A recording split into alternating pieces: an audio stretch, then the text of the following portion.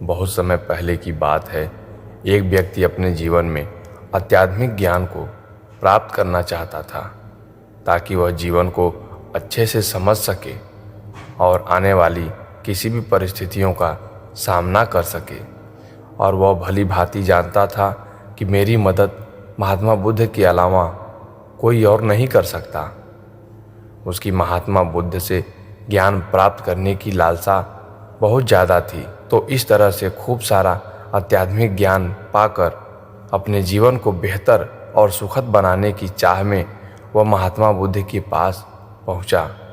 उस व्यक्ति ने महात्मा बुद्ध के पास जाकर कहा, हे महात्मा, कृपया आप मुझे अपना शिष्य बना लीजिए।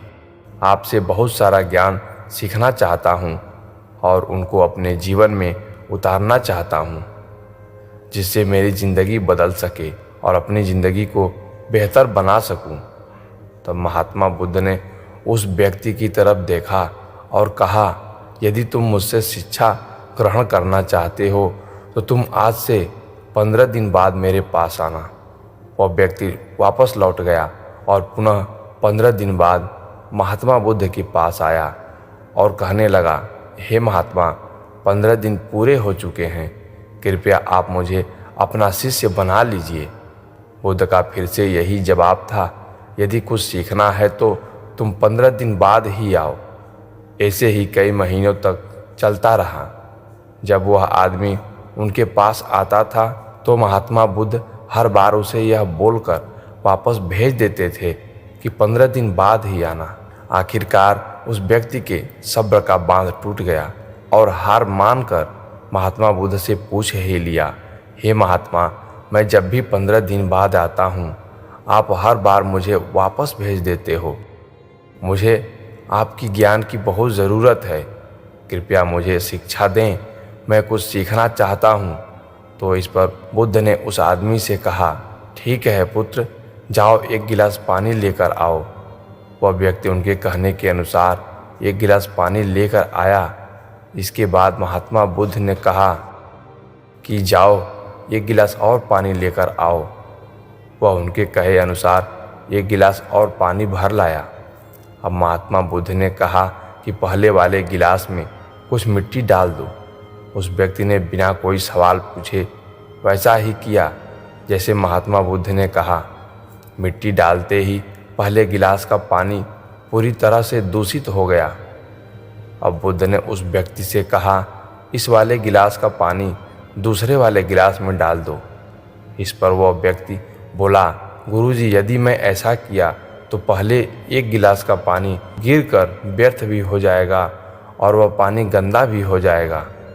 पहला गिलास पहले से ही जल से भरा हुआ है, अब उसमें दूसरे गिलास का पानी कैसे समा सकता है। इस पर महात्मा बुद्ध मुस्कुराते हुए बोले, यही हम आपको समझाना चाहते हैं।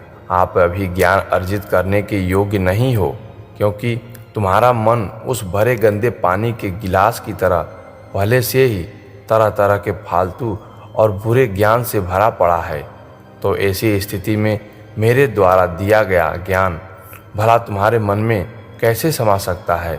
यदि मैंने तुमको ज्ञान देना शुरू किया, वह ज्ञान ना सिर्फ व्यर्थ हो जाएगा बल्कि स्वयं दूषित भी हो जाएगा। तुम्हें सही ज्ञान प्राप्त करने के लिए और आध्यात्मिक ज्ञान को समझने से पहले तुम्हें अपना मन उस गलत और नकारात्मक सोच से खाली करना होगा जो तुम्हारे मन में पहले से भरे पड़े हैं।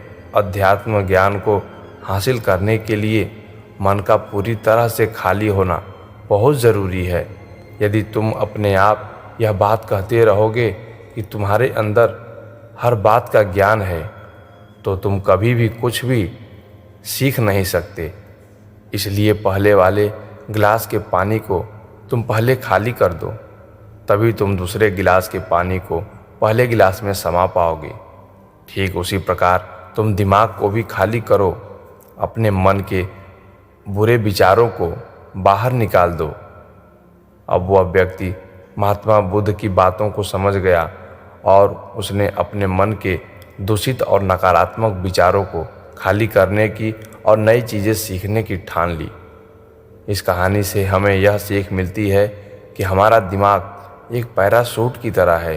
पैराशूट जब तक खुलता नहीं तब तक वह किसी काम का नहीं होता।